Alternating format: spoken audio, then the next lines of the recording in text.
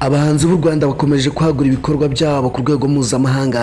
Kuri iyi nshuro DJ Pius, Aline Sano na Kid from Kigali bagiye guhurira mu gitaramo kizabera muri Amerika, ibintu bikomeje gushimisha abakunzi b'umuziki nyarwanda batuye muri icyo gihugu no hirya no hino ku isi.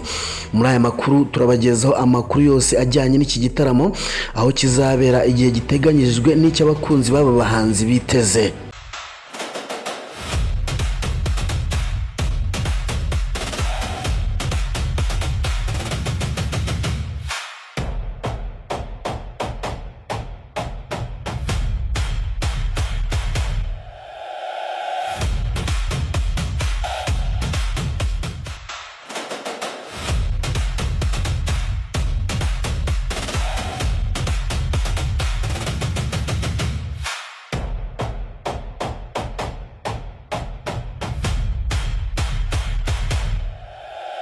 Murakaza neza kuri Kigali 250, urubuga rwagezaho amakuru agezweho y'imyidagaduro, umuziki, ibyamamare n'udushya dutandukanye bishyushye, byizewe kandi bikunogeye.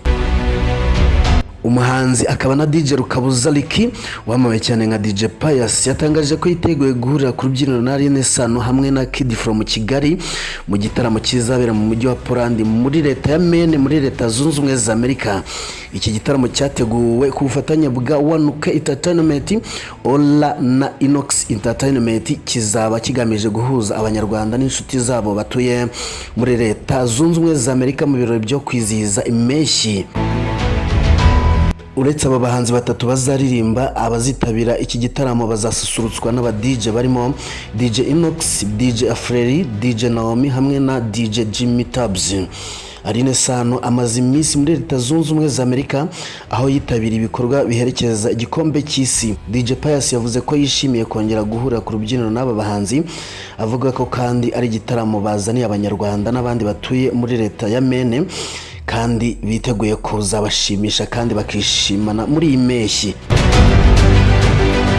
DJ Pius ni umwe mu bahanzi bafite ibigwi mu muziki nyarwanda binyuze mu ndirimbo zirimo Homba, Bonane yakoranye na Aline Sano hamwe na Bushari, Agatako yakoranye na Jose Chameleone n'izindi zitandukanye.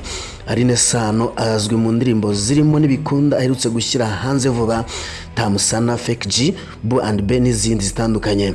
Mu gihe Kid from Kigali uherutse kwinjira muri Metro Afro azwi mu ndirimbo nka Yububu yakoranye na Mike Kayihura, Hakuna Matata yakoranye na Juno Kizigenza n'izindi.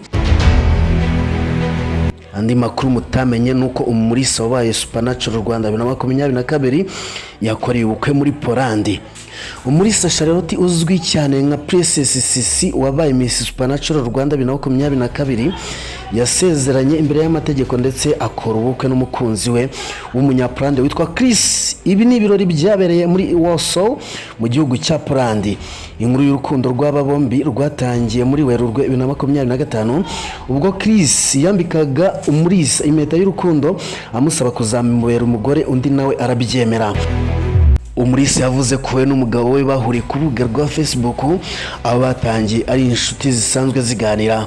Uko iminsi ishira urukundo rwabo rugakomera kugeza bafashe icyemezo cyo kubana nk'umugabo n'umugore. Ndagushimiye kuba abanye nanjye ni Kigali 250, ubusanzwe nitwa Nero. Amakuru yo nakagaruka, mbifurije kugubwa neza.